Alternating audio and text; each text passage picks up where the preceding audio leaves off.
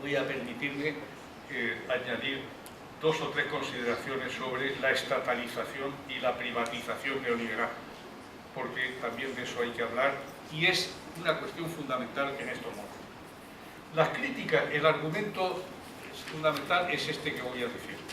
Las críticas a la práctica de las empresas eléctricas hicieron surgir movimientos hacia la municipalización, a la nacionalización del capital y a la estatalización de la producción y la distribución de energía. Existen gran número de experiencias en nuestros países donde se hicieron primero la estatalización por parte del gobierno y luego la privatización, que han de ser estudiadas cuidadosamente y críticamente. El nacionalismo en algunos países, por ejemplo en Brasil, impide mirar con suficiente crítica y distanciamiento la actuación de empresas estatales. Por ejemplo, de los procesos de estatalización de los gobiernos militares desde 1964 a 1972, que hay que estudiar críticamente también. A partir de la crisis de 1973, las políticas neoliberales intentaron una profunda reestructuración del capitalismo, lo que dio lugar a la privatización de muchas empresas estatales y servicios públicos. El debate sobre las raíces de la actual crisis económica ha puesto de manifiesto las consecuencias negativas que han tenido las políticas neoliberales impulsadas desde finales de los años 70 por el gobierno norteamericano, británico, norteamericano y por la Unión Europea, que ha afectado a las políticas incluso de partidos socialdemócratas. Aquí en Brasil se vio afectada por esas presiones un gran presidente que ustedes tuvieron, que fue el profesor Fernando Henrique Cardoso, que puso las bases de la actual situación económica de Brasil, y en España se vio afectada por las políticas y las presiones de la Unión Europea, los gobiernos socialistas de Felipe González y de Rodríguez Zapatero.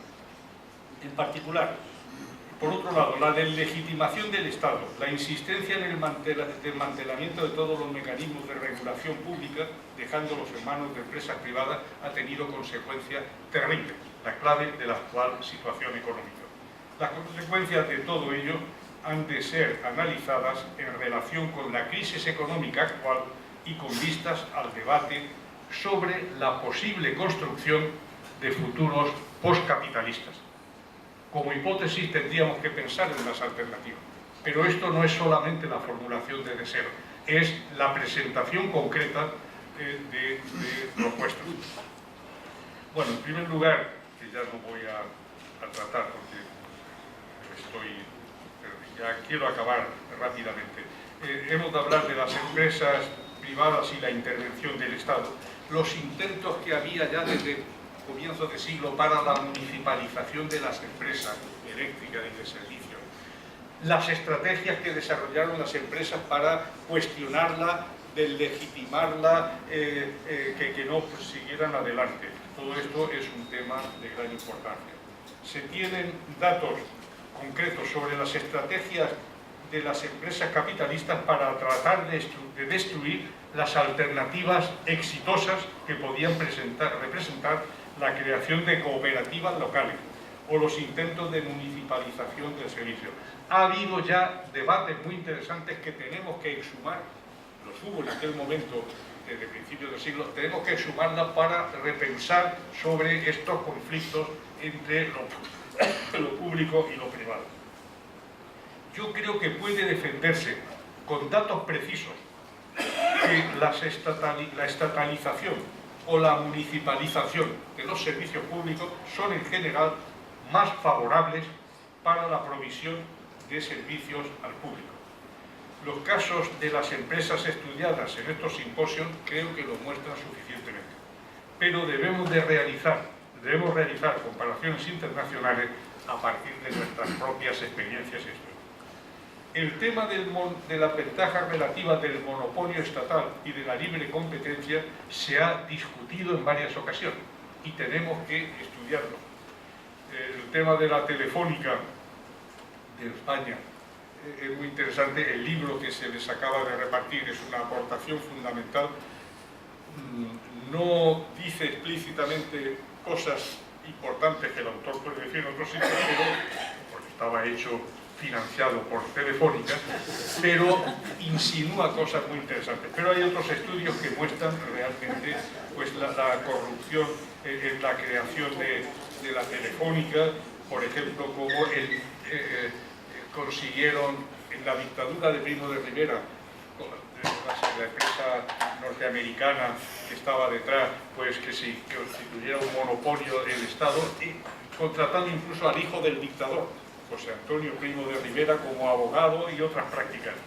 Bueno, hemos de hablar de las nacionalizaciones y estatalización, que ha podido ser estimulado la nacionalización del control por el capital nacional de una empresa extranjera. Las ventajas relativas del capitalismo nacional y del exterior parecen plantearse en algunas comunicaciones. Yo creo que se puede decir que hay beneficios con el predominio del capital nacional, cosa que todos los brasileños dicen una y otra vez. Pero debe debatirse uno de los beneficios que se puede suponer, que los beneficios económicos se van a reinvertir en el propio país. Pero debe debatirse si el capital nacional hubiera sido más benéfico que el extranjero.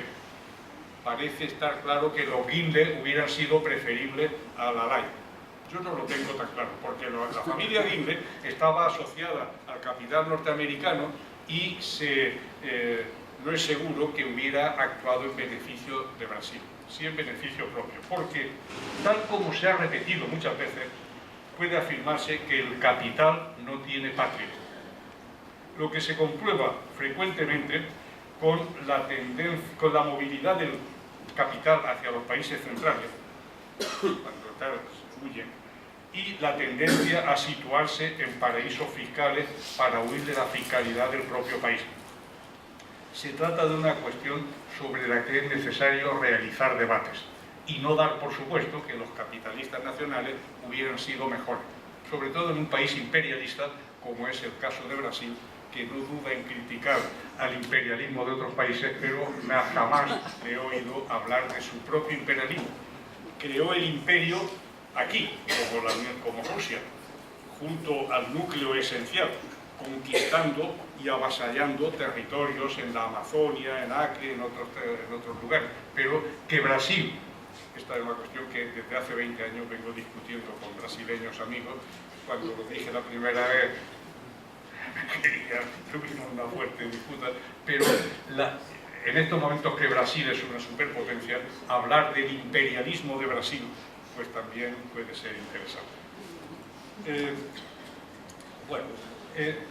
Los gobiernos han intervenido de diversas maneras con procesos de estatalización que son muchas veces bien valorados en los propios países, pero que deben ser también examinados críticamente.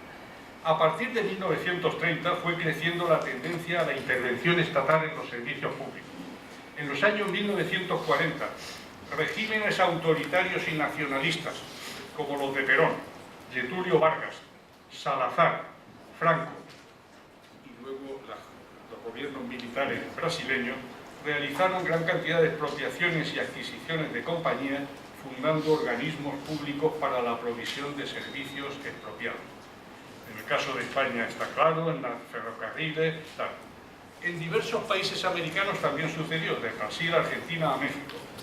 Las actuaciones descaradas de muchas empresas privadas durante varios decenios dieron lugar a sentimientos contra esas empresas y a la creciente intervención estatal.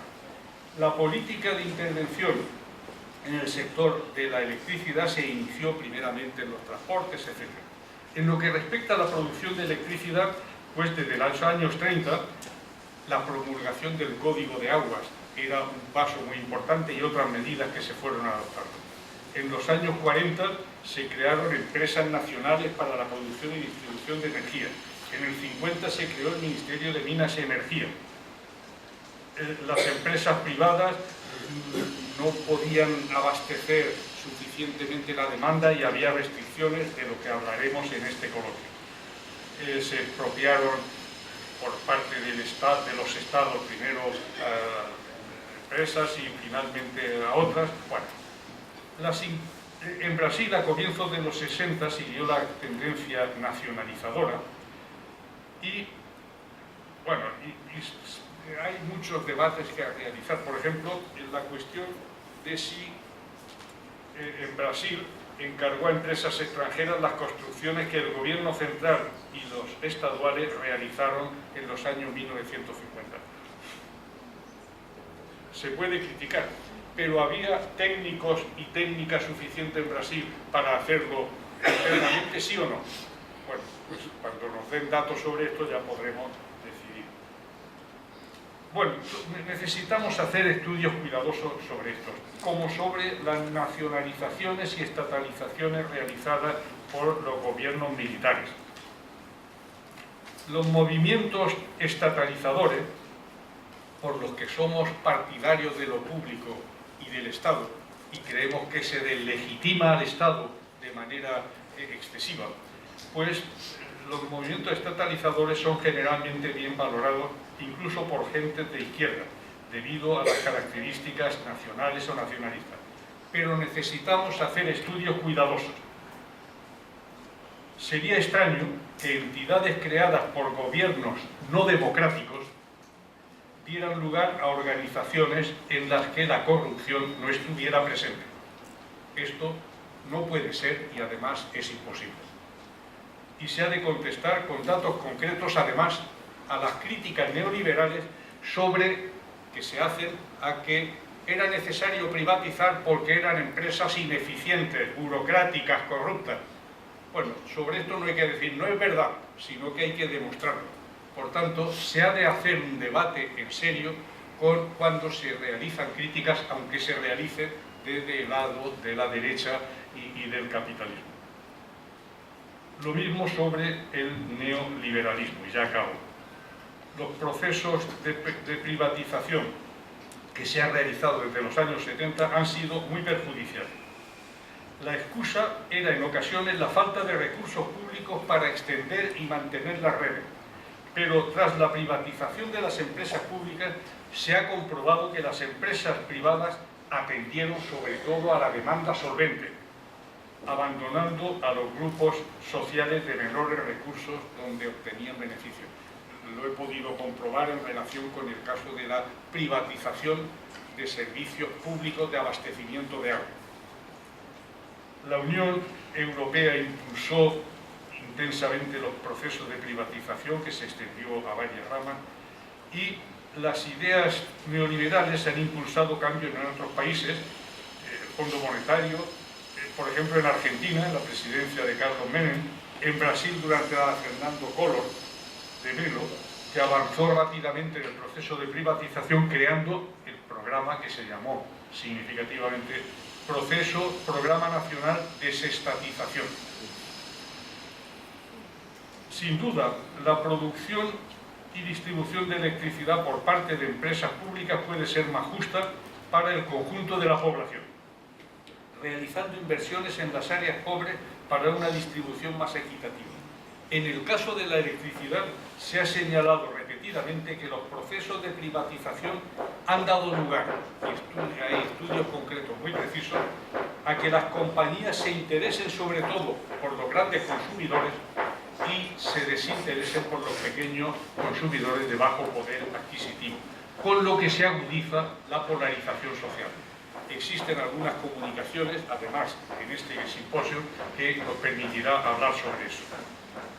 En los barrios informales, la población de baja renta con acceso a la electricidad de manera ilegal, el precio pagado en los barrios informales es más elevado que en los otros debido a la baja calidad de las instalaciones y al alto consumo de aparatos antiguos. Bueno, hemos de hablar de todo eso.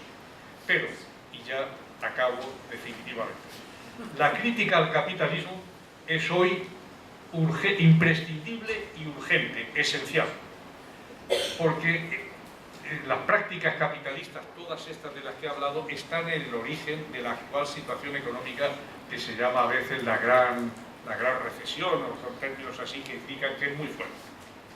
Necesitamos, sin embargo, análisis cuidadosos del desarrollo histórico y de la adaptación del capitalismo a diferentes circunstancias. Los estudios basados en la documentación de las empresas y otros testimonios conservados en los archivos privados y públicos, hay información pública de un valor extraordinario que tenemos que manejar, son imprescindibles para el conocimiento de las estrategias capitalistas. La perspectiva histórica y el análisis actual deben estar profundamente vinculados. Una parte, todos los economistas esto de la macroeconomía tendrían que estar de rodillas pidiendo perdón por los modelos que han elaborado pretendidamente objetivos y por el olvido profundo de la historia, que está en mucha parte de las raíces de la actual situación. La perspectiva histórica y el análisis actual deben estar profundamente vinculados, si es posible en el propio investigador, pero en todo caso creando equipos interdisciplinarios que sean verdaderamente interdisciplinarios y donde haya además historiadores de la economía, de la técnica, de la sociología, además de economistas, sociólogos, antropólogos, que nos permitan entender estas estrategias que se despliegan personal y organizacionalmente. Esto nos ayudará a imaginar alternativas a la situación actual, que es una cuestión fundamental. El futuro se ha de edificar sobre propuestas concretas y bien fundamentadas. Un posible futuro postcapitalista debe edificarse no sobre declaraciones retóricas y simples deseos y críticas someras al capitalismo, sino sobre el conocimiento preciso de las complejidades del funcionamiento de la economía, el conocimiento preciso de la evolución del capitalismo, que es hoy muy distinto a lo que era en el siglo XIX y estudió Marx y Engels. Hoy el capitalismo tiene rasgos que proceden del pasado y comunes, pero ha cambiado mucho. Y los teóricos que hablaron en el siglo XIX, pues hablaron del capitalismo del siglo XIX, que a lo mejor era incluso, que ellos no veían prácticas éticas. No olvidemos que Weber habló de la ética protestante y el origen del capitalismo. Eso nos debería hacer pensar sobre el capitalismo del siglo XIX.